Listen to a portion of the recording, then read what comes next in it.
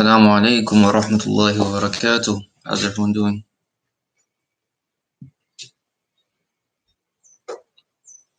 So we're going to start inshallah in 1 minute.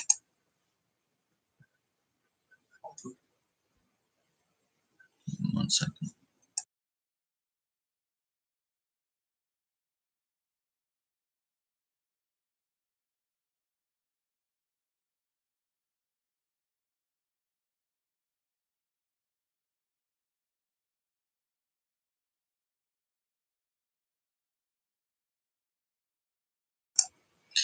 Alright, Bismillah ar-Rahman ar-Rahim. Alhamdulillah, salatu wassalamu ala Rasulillah wa ala alihi wa ashabihi ajma'in.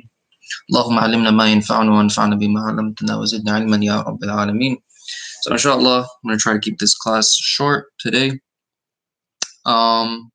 Just a quick recap. We've been going over the children around the Rasul sallallahu alaihi wasallam, people that grew up around him, how he treated them. In our first week, we spoke. Well, the first week was an introduction. The second week we spoke about Ali ibn Abi Talib radiallahu anhu. And last week we spoke about Fatima radiallahu anha, the daughter of the Prophet alayhi salatu wasalam. And both of their stories kind of converge at the same point. They're both in Medina now. They're both a lot older than when they started. We said that Fatima around this time, she's now 16 years old. Ali ibn Abi Talib is about 23 years old. Is anyone here, by the way? And can you give me like some sign of life just so I know that I'm talking to someone? I see a number on who's participating, but if I could get just, a hi, hey, we don't like you, Ibrahim, just anything. All right, well, hi, hello, alhamdulillah. All right, we got someone at least. But bismillah. So, both of their stories now converge at the point where, wa alaikum salam wa rahmatullahi wa barakatuh. Both of their stories now converge at the point that both Ali and Fatima are at a time when they want to get married. So, first of all, I have to say this, even though I'm trying as much as possible not to make this personal, but the story of their marriage is it speaks to me personally, and a lot of Muslims are suffering. I have to use that word. People are going to say I'm being over dramatic, but a lot of Muslims nowadays are suffering about how convoluted and complicated marriage has become, which is absolutely against Islam. Islam is all about simplicity. Islam is all about ease of mind. Marriage has become very convoluted. In our time now, it's way easier to get a girlfriend or a boyfriend, even though that's completely haram. It's much easier to do that than it is to get married the halal way. And subhanAllah, unfortunately, what we see is that because of how easy the haram is and how hard the halal is, most people leave off the halal option. And you have people as young as 12, 13, 14 years old going on dates and having girlfriends and boyfriends, and that's considered perfectly normal. But the moment we talk about back in the time of the Rasul that they used to get married at this age, they're like, well, that's weird. So subhanAllah, it's, in my opinion at least, I find that this is like shaitan really just making what's wrong look beautiful and making what's beautiful look wrong. So whenever we talk about marriage and people getting married at quote unquote a young age, people find that very weird. But the moment we talk about, rampant in, shamelessness and promiscuity and haram relationships and dating and zina and all of this is considered completely normal in our society. And that's something we really, really need to pay attention to. So Ali was a very good young man, as we talked about, had a lot of good characteristics. By the way, Ali at this point, he started off as kind of like a scrawny kid. When he's at this age now, they said that his biceps were so big that a guy could put both hands around his muscle and his hands couldn't touch. So he was a very well-known, brave, strong, courageous warrior. You don't mess around with Ali.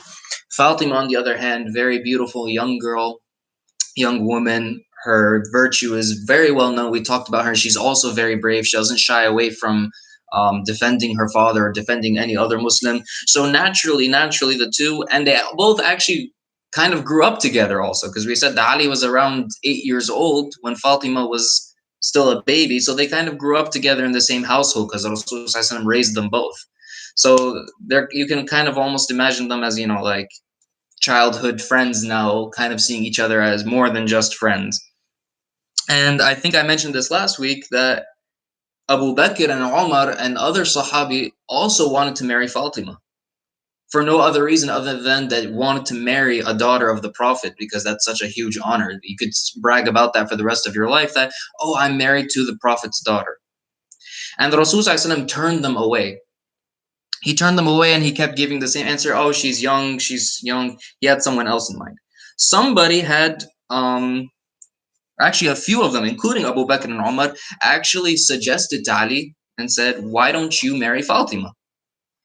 And Ali, in his head, he's saying, listen, if the Rasul said no to Abu Bakr and he said no to Umar, how is he going to say yes to me?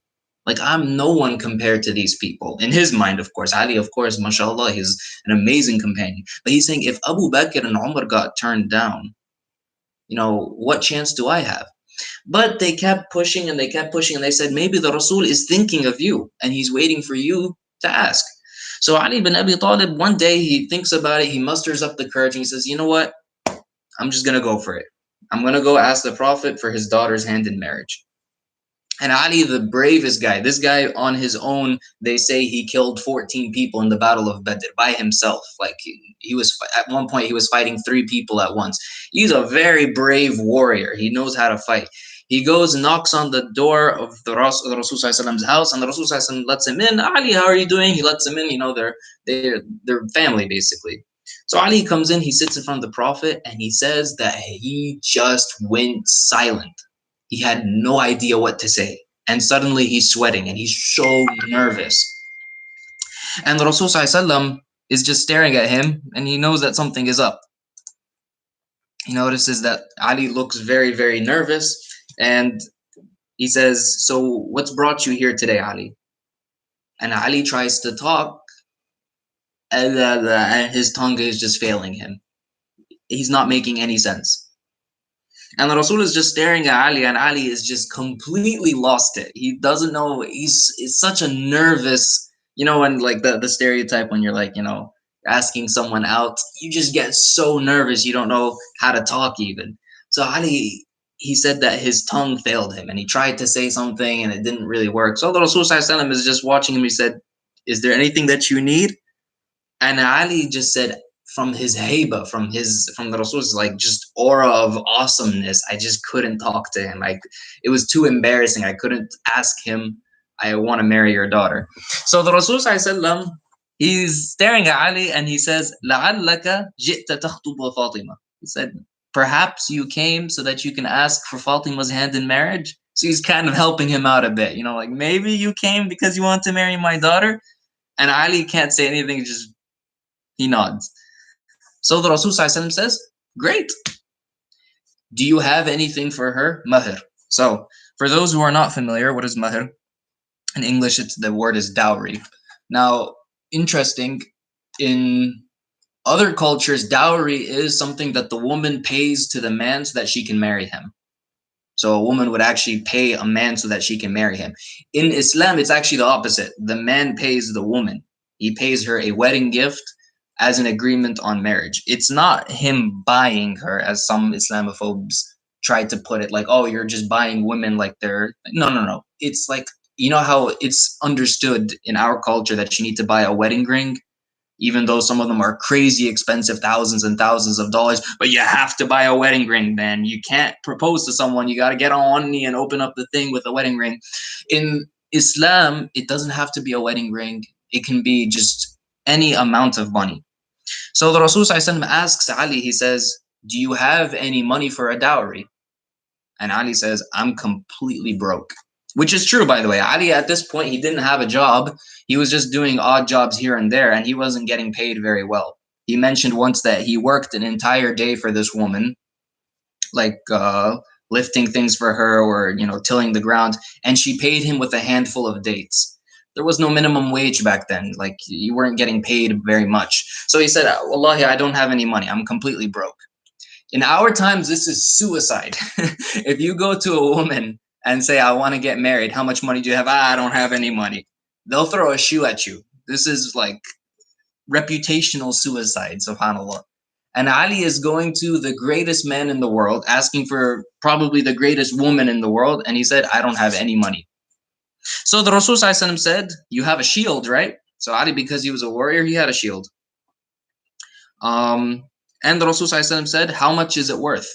And Ali said, probably 4 dirhams. 4 dirhams, like literally maybe $10. It's not a lot. 4 dirhams is like 4 silver coins. Silver is very cheap. It's not worth anything. He said, so Ali said, probably 4 dirhams. So the Rasul said, Khair, go sell it and come back with the money. So subhanAllah, even the Rasul, he's not like, how dare you come to my house asking for my daughter and you can't even get her a wedding gift. Subhanallah. Or he was like, how dare you try to ask me and you can't even put the sentence together. The Rasul sees a good man and a good woman and he wants them to get married to each other. So he's helping out. He's being very easygoing, simple. So Ali goes to the market and he takes his shield with him to go and sell it. Meanwhile, the Rasul now the first part of a marriage for in Islam is that the man trying to get married, requests permission from the wali, which is usually the father. The second part is that the wali has to get the consent from the woman. So the Rasul now goes to Fatima and he says, Fatima, somebody has come requesting to marry you. And she's like, oh my God, who? She's so nervous. She wants to know who is it. And he says, it's Ali. And she's like, so she's very, very modest. And this was one of the things about Fatima is that she's very, very modest. She's very, very shy. She doesn't like to, she doesn't go, it's very far off of what a lot of girls are in high school right now. I would say, if I want to best describe it, like very ridiculous, very gossipy, talking about things that they shouldn't. Fatima is the complete opposite. She minds her business. She's very modest. She's very respectful. So when the Rasul sees her, she has her hands over her mouth, and the Rasul says, "Do you object?" And she stays quiet. Now, the Rasul knows his daughter, so he knows that she's never outwardly going to admit it that she likes Ali and she wants to marry Ali. So he asks her another question. He says, do you object? And she doesn't say anything, so he says, okay, then I'm assuming you're going to go through with it. And he knows his daughter, so he knows that she's okay with it. This is where we get the ruling in Islam that not answering a question like that counts as consent, in that as long as it's not abused. But anyways, Ali goes to the marketplace, and this is one of my favorite parts of this story. Now you have a Muslim man, a young Muslim man, very good, mashallah, and a young Muslim woman, very young, very beautiful, mashallah. Both amazing people, and they want to get married. What does the community do? Because it's not just, these two people getting married. This is the Muslim community getting in. In this part of the story, subhanAllah, we see that the entire Muslim community gets together to help them get married. They support them, even though they're newlyweds, they're freshly going to get married, and Ali is broke. They're very young.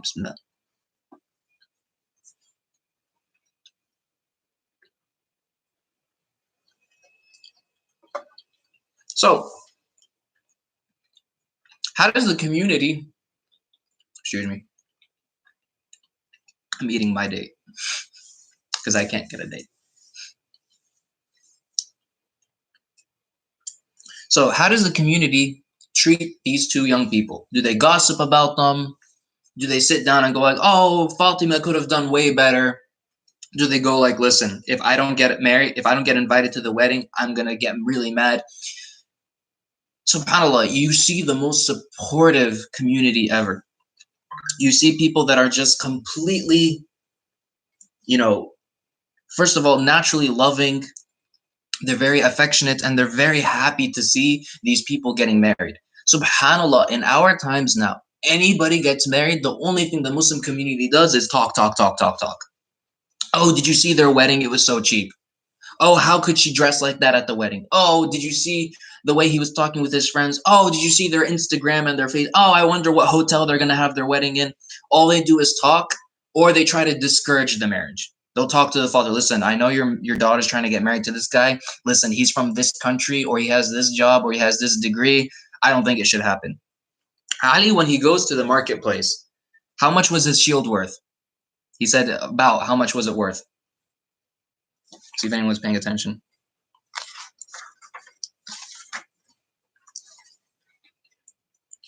So Ali, he goes to the marketplace. Excuse me. He goes to the marketplace trying to sell his shield so he can do the mahr. Good. $10 for dirhams. About for $10. Uthman bin Affan, he sees Ali and he asks him, what are you doing? Why are you selling your shield? So Ali says, I'm selling my shield, so the mahr, I want to get married to Fatima. So Uthman goes like, I'll buy your shield. So Ali says, how much do you want to buy it for? So Uthman goes like, I'll buy it to you for 400 dirhams. 400 dirhams. Now Uthman is a rich man, and Uthman didn't get rich for being stupid. Uthman he's a good businessman. He knows what he's doing. He's not getting ripped off. So why is he doing this? Because he knows that Ali is trying to get married and he doesn't have a whole lot of money. So he's trying to help him out. He's being a good brother. He's saying, here, I'll buy it to you. I'll buy it from you for 400 dirhams. Now, Ali, of course, he's like, oh, you don't have to do that. MashaAllah, that's very nice of you. And now Uthman's like, no, no, no, no, no. It's a good shield. And, you picked a good wife. I'll buy it to you for 400 dirhams. He gives him 400 dirhams. And Ali goes to give him the shield. He gives Uthman the shield. Uthman gives it back and he says, here's my wedding gift. Subhanallah. What an amazing person. Like, if you don't know anything about Uthman except hearing this story, you'd be like, wow, this guy is amazing. Uthman is actually married to not one but two. He was married to two of the daughters of the Prophet. So both Ruqayya and Kulthum were married to Uthman alayhi salam. Uthman radiallahu anhu. So Uthman, he gives it back to him as a wedding gift. He says, here, this is your wedding gift. So he just gave him 400 dirhams like that. So Ali, he takes it, and when the Rasul heard what Uthman does, he makes dua for Uthman. He says, he's the most generous son-in-law I could possibly have. And that was really, Uthman was such a generous person. Anyways, moving on. Ali goes back to his house and he starts selling more things here and there, whatever he can find. He starts hustling. He basically gets another 80 dirhams. Exactly. Sahib al-Nurayn, Jazakallah khair al-Mutari. Sahib al-Nurayn, because he married both of his daughters, two daughters of the Prophet. They call him the possessor of two lights. But Ali goes back to his house. He sells whatever he can, and he makes another 80 dirhams. He now has 480 dirhams total, so way more than what he was expecting. He goes to the Rasul alayhi salatu wasalam, and he brings the money. Now he has this bag full of coins, and he just brings it to the Prophet. And the Rasul sallam, he wants to teach his cousin, gonna be his new son-in-law. He wants to teach him in such a beautiful, loving manner. Now, if you go and do something wrong in marriage, you know what they're going to do? They're going to have a phone call with you later on. They're going to be like, okay, listen, you did this wrong and I was insulted and you shouldn't do that. And you're going to be like, oh, snap, what did I do? Ali doesn't have his parents alive at this point. He's living by himself. So the Rasul tells him, he says, listen, don't just give money like that.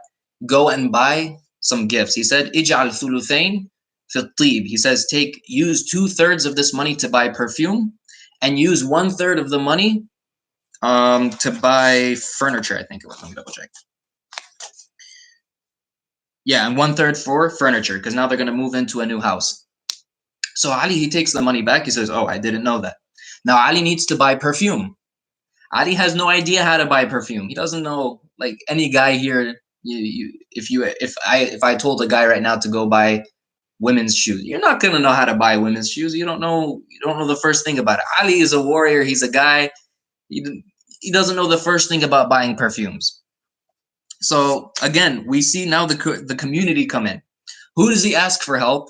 I'm curious. Does anyone have any guesses who he asks for help to help him buy perfume? Just any wild guess, as long as it's not too wild. Fatima. He says, yo, Fatima, I'm trying to buy you a gift. Can you help me out? No, he doesn't ask Fatima. Who does he ask for help? Abu Bakr, that's a very good guess. Not quite. I was very surprised when I heard this. His brother Khadija's passed away.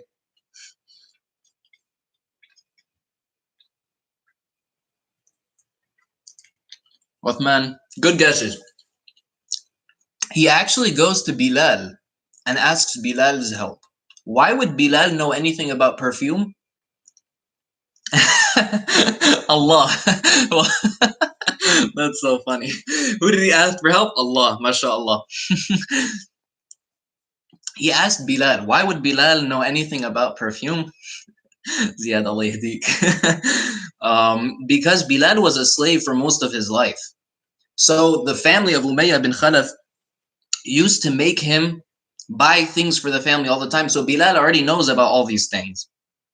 So Bilal actually starts giving him pointers. He takes him to the market and he says, okay, this one is good. This one is the fancy stuff. This one women go crazy over. So he basically helps Ali out about what to buy. Salama, one of the wives of the Prophet, she helps Ali and she says, listen, I'll help you out with the furniture and I'll help out with the wedding preparations. So the whole community is coming together. Now, Abu Bakr is very well known as being a merchant, and he was rich before the Rasul ﷺ. He became poor because he gave all his money away. But does anyone know what Abu Bakr's business was? Like we always talk about Abu Bakr was a successful merchant, but does anybody know what his business actually was? Like what he did for a living?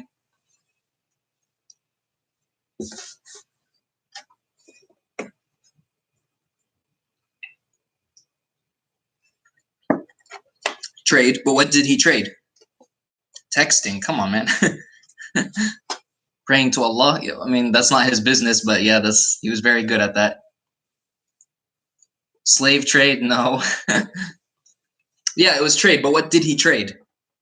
Like trade is not like you trade stuff. So not slaves. Come on, Ziyad.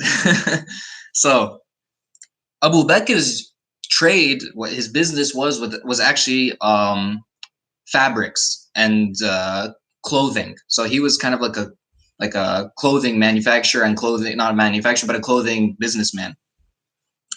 So so he used to trade different clothing. So he told Ali, he said, listen, for your wedding, let me help you pick out your wedding clothes and the clothes for Fatima also. So now even the whole community is helping him out with everything. Abu Bakr is not related to Ali. He's like, oh, this is a family issue. No, Abu Bakr is coming in as well, subhanAllah. So he comes in and he takes Ammar ibn Yasir with him. Inshallah, we're going to cover either next week or the week after. Ammar ibn Yasir is one of my favorite companions. And Ammar, everything he would pick out, he would go to Abu Bakr and say, is this good? And Abu Bakr would give his approval if it was good. And they bought the wedding clothes. Now, Salama, we said that she said she was going to take care of the furniture. She gets Aisha radiallahu anha, the two of them. And look what they do, subhanAllah. Like the love and effort that they put in for these people, it's like we don't even put this much effort like for our own family members. Aisha and Salama, they start making pillows by hand. And there's a very long narration about how they did it. They make some pillows and cushions by hand, and they make wooden racks where you can put like your tools, you can put your clothes on it. They start making the furniture. The Rasul sallallahu alaihi wasallam himself makes the bed. So they have this new house now. They're making the furniture because back then you don't just go to IKEA and buy something. You have to make everything yourself. Actually, with IKEA, you still have to make it yourself. But sorry, I had to. Anyways, but you basically had to do everything by hand. So the Rasul ﷺ himself, he starts making the bed that they're going to sleep in, and he gets some animal skin. He stuffs it with date leaves, palm leaves, and he makes a pot for them that they can like pour water in. He gives them a grinding stone. So back then they used to have a stone that they used to grind the wheat in so they could make bread. Just very, very like hardworking people that they're doing it for somebody completely different. The day of the wedding came, subhanAllah, and Asma bint Abi Bakr, Abu Bakr's daughter, she was there, and she said it was the best wedding we ever attended. There was no hotel, there was no wedding cake, there was no $1,000 debka, there was no dance floor, there wasn't any of this, there was no limousine, there was no fancy stuff that we see nowadays. Which is not to say that if you did that, I'm hating on you. I'm not being jealous right now. Hope I'm not. But they said that the only thing that was being served at the wedding, they had some barley. Barley is kind of like oatmeal, and they had date paste, which they call haze. So they just had dates and oatmeal, basically. Very, very simple wedding. They were dressed nicely, obviously. And Rasul Sallallahu he led the wedding. And the Ansar came as witnesses as well, and they came as guests. And it was just, the Rasul Sallallahu even he mentions, he said, the best weddings are the ones that are simple and least expensive. And he was willing to agree to the marriage with a mahr of only 4 dirhams. Alhamdulillah, it ended up as a barakah, as a blessing from Allah. It ended up being much more than that. And Fatima, she even narrates that the Ansar women came and they gave her kuhul, which is like the perfume, like eyeshadow and stuff like that. Eyeliner, I don't know. And they helped her with her wedding clothes. It was such a beautiful wedding, despite it being so simple. And us as Muslims, the reason why I decided to talk about this specifically, even though like we're Ali and Fatima are not kids anymore, and this is supposed to be a kids, but what I really want to show is how supportive the Rasul Sallallahu and his Sahaba and his family and the community was for young people.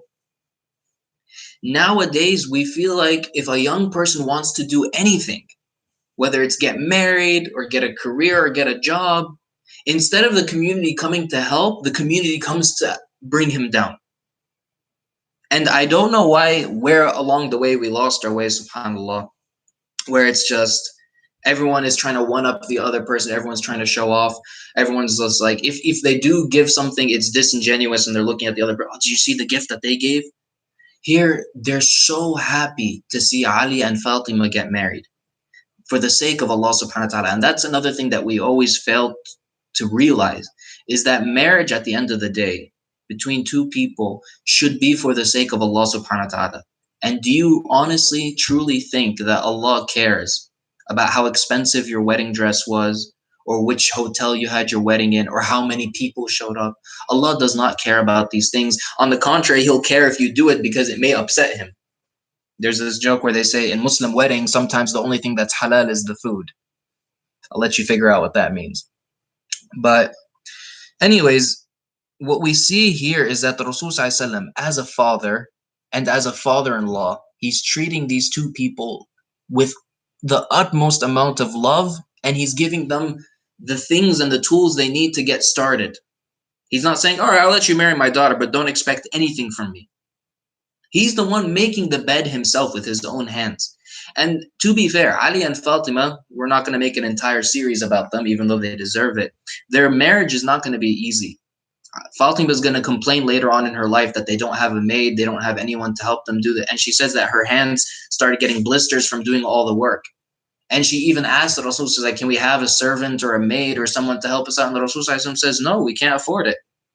So their marriage is not exactly the easiest thing, but subhanAllah, it's built on the love of Allah subhanahu wa ta'ala. It's built on love of the Prophet alayhi salatu wasalam, and the community and the Prophet himself demonstrated how supportive they were.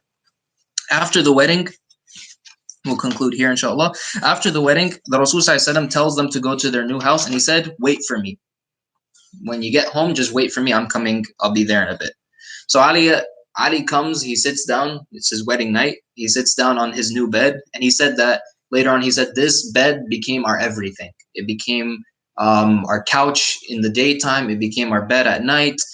We did our work on it. Like, it became everything to us. It was like the highlight of that house. Fatima, Ayman, she brings her in, and Fatima sits down, and they don't even talk to each other. SubhanAllah, these two people got married, and they're not even talking to each other from how like shy and modest they are. The Rasul sallallahu alaihi wasallam, he walks into this new house. Finally, they're both anxious and nervous. The Rasul sallallahu alaihi wasallam goes to the water pot that he gave them, and he does wudu in it. And then he calls Ali. Ali comes and he pours water on top of Ali and makes dua for Ali. And then he calls Fatima and he pours water on Fatima. Ali narrates that Fatima was so nervous that she was actually shaking. I don't know if anyone's been married. Maybe you can tell me like your wedding night was like a very, very nervous uh, situation. I don't know. Don't make this about me. SubhanAllah. Anyways, so the Rasul Sallallahu he sees Fatima shaking. He pours some water on her, and then he tells her, "Do not worry. I've married you to the most beloved person of my family." SubhanAllah. And then he makes a dua for them. He says, Baraka Allahumma baraka fihima wa baraka alayhima wa fi shiblihima. He says, bless them and bless what's over them and bless their children as well. And subhanAllah, Allah subhanahu wa ta'ala answered that dua. He answered that dua because we know that the children of Ali and Fatima al-Hasan al-Hussein are going to become the masters of the youth of Jannah. So maybe we might have a whole episode about them. I'm still deciding. Actually, one thing I forgot to mention, as the Rasul Sallallahu and Fatima were getting ready for the marriage, Fatima, just to show you the relationship she had with her father, she said to the Rasul Sallallahu, she said, you're trying to get me married to the one with the big stomach. So there are two ways to look at this. Either that Ali actually had a big stomach. He was a big person, mashallah. But he's either he had a big stomach or he liked to eat a lot, or both. And she was joking, like, oh, you're trying to get me married to the one with the big stomach. And the Rasul Sallallahu, joking, but he also gives an answer to her. He says, he was the first to accept me from my family. He has the most knowledge. وَأَعْظَمُهُمْ حِلْمًا, and he's the most patient. So even when an outsider is coming and his daughter, as a joke, she doesn't actually like dislike Ali or anything like that. As a joke, she's saying, "Oh, he has kind of a big stomach." The Rasul Sallallahu defends him. He says, "No, he was the first to accept me, and he's the most patient, and he has the most knowledge out of any of my companions." So I just wanted to mention that because I forgot to mention it. So much that we can learn just from this incident. I had to narrate this. It was just such a beautiful incident to see how all the companions and all the wives of the Prophet and all the people in Medina were so supportive. And subhanAllah, see what happens when you have a loving, supporting community. If they had not let this happen, and if the Rasul didn't set that example, Ali and Fatima may never have gotten married. We would have never have gotten Al-Hasan al-Hussein. We would have never gotten the Al-Bayt, and Al-Hasan al-Hussein did amazing things in their lives. And the family of that became Al-Bayt, as we call it, the household. Like all of history would have changed, subhanAllah. So, any questions? Will that ever happen to you, Ibrahim? Will you get married? Listen, man, if Allah allows me to get married, I will get married, inshallah. So, does anyone have any questions? I wanted to make this nice and short, but short and sweet. This is one of my favorite stories. We've really been with Ali and Fatima these last 3 weeks. In the next week, inshallah, we're going to start with a new companion. But keep Ali and Fatima and their family in the back of your head all the time. They are the role model of what a new Muslim family should look like. Did anybody else propose to Fatima? Yes, we mentioned at the beginning that both Abu Bakr, Umar, and I think Sa'ad ibn Mu'adh, all three of them wanted to marry Fatima. And the Rasul declined. Not because they weren't righteous people or anything like that, but because he had someone else, someone more suitable in mind. So there's nothing wrong. You can ask. Any other questions?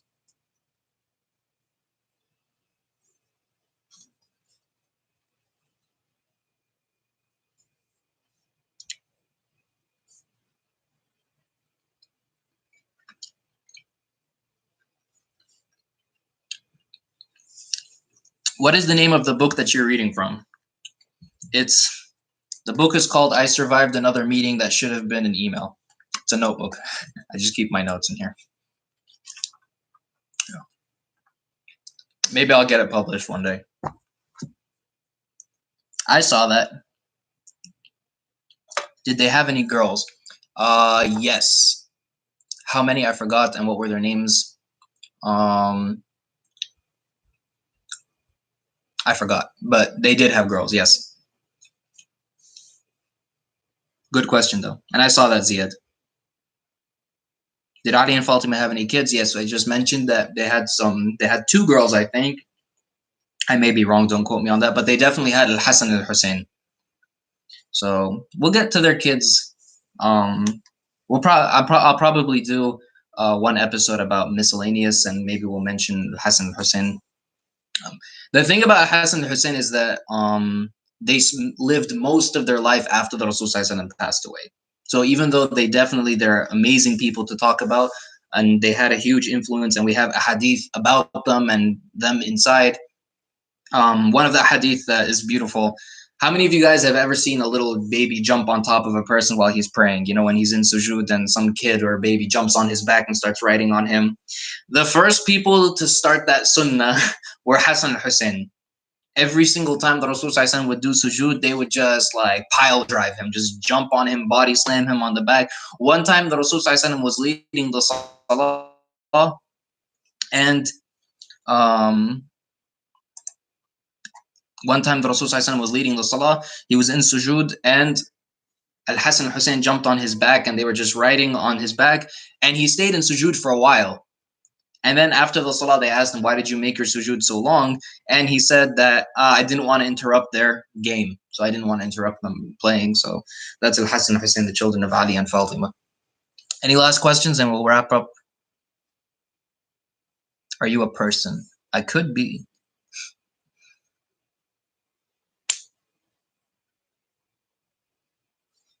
All right, looks like that's about it. Jazakumullah khair, everyone, for tuning in every Monday at 7:30. We may change that because of Ramadan, and subhanallah, we only have 10 days until Ramadan. Look how fast it's coming. So get ready for Ramadan, guys. Are you allowed to date? Nope. You are not allowed to date if you are a Muslim. What you are allowed to do, inshallah, and hopefully our community will be supportive, is get married to whatever girl you like, if she likes you back. So that's the reality of it. It's like what I said at the beginning. The halal should always be easy. So I have no idea what you're talking about, Hazim. I think we're done here, guys. All right, Jazakumullah khair, everyone. Remember, make lots of dua, and if you can, start fasting a little bit before Ramadan to get prepared, just in case you had some days you wanted to make up in Ramadan. So without further ado, subhanakallahumma bihamdik, nashhadu an la ilaha illa ant, nastaghfiruka wa natubu ilayk. Bismillahir rahmanir rahim. Wal 'asr, innal insana lafi khusr illa alladhina amanu wa 'amilus solihat wa tawasaw bil haqqi wa tawasaw bis sabr. I will never give you a shout out, Amir. Goodbye.